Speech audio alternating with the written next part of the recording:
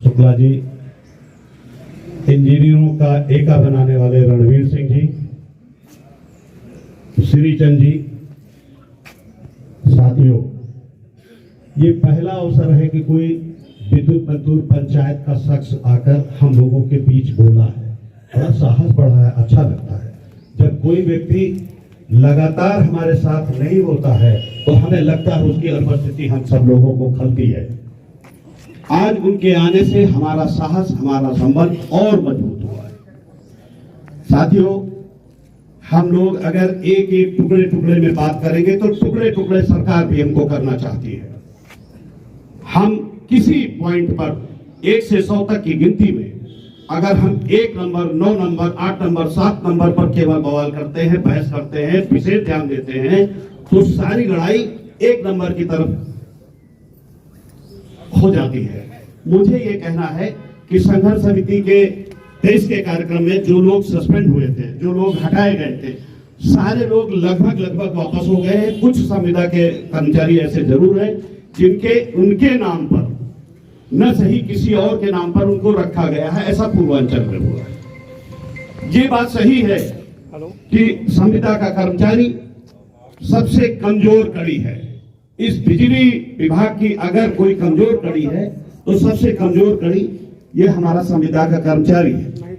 लेकिन मैं आपको बता दूं, जो लोग यहाँ खड़े हैं, दुबे साहब ने जब भी कोई बात की तो पहला नाम संविदा कर्मचारी का लिया।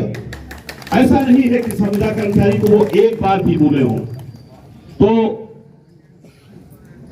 मैं अपने विद्युत मजदूर पंचायत के जयगुंद भाई से कहूंगा कि वो अपने संगठन के लोगों को और एक्टिव करें।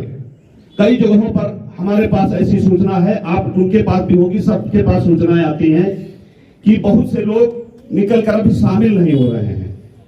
आपका बहुत जगह पर, कई जगह पर आपकी ताकत है, वहां पर आंदोलन अभी वैसा नहीं शुरू हुआ जैसा कि होना चाहिए।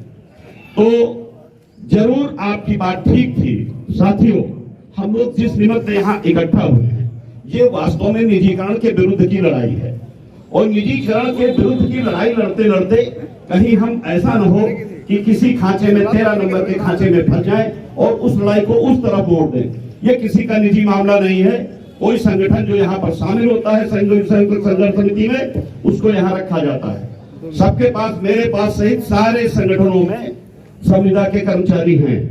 तो संविदा कर्मचारी का ध्यान रखना हमारा पहला कर्तव्य है, पहला दायित्व। साथियों, आज हम लोग जिस निमित्त यहाँ इकट्ठा हुए हैं, ये सब लोगों को जानकारी है। चंडीगढ़ का जो निजीकरण का फैसला था वो गोयनका को सौंप दिया गया आज रात में। साथियों, वो एक ऐसा, चंडीगढ़ की एक ऐसी कंपनी थी जो कि फायदे में चल रही थी। दूसरों को ये किसी प्रकार के किंतु परंतु निकालकर कुछ उनके ऊपर आरोप लगा सकते थे।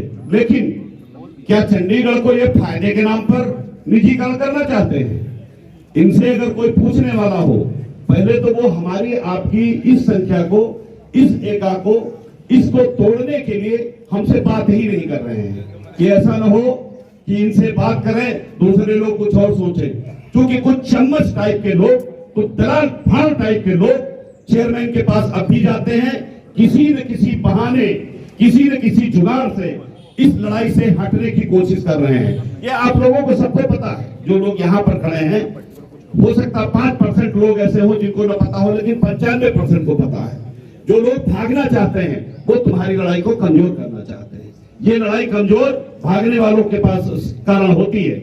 इस लड़ाई को अगर आपको मजबूत रखना है, अगर आपको इस लड़ाई को आगे ले जाना है, निजीकरण को पीछे धकेलना है, आपको एक रास्ता है कि आप लड़ने के लिए तैयार हुए और सब लोगों का एका बनाए रहिए।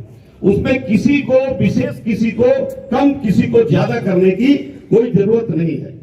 साथियों, बहुत से लोग हैं, अभी हम लोग दुबे साहब को सुनेंगे, जिनको सुनने के लिए हम सभी लोग यहाँ एकत्र होते हैं। तो मैं कुछ नारे लगाऊंगा, उसके बाद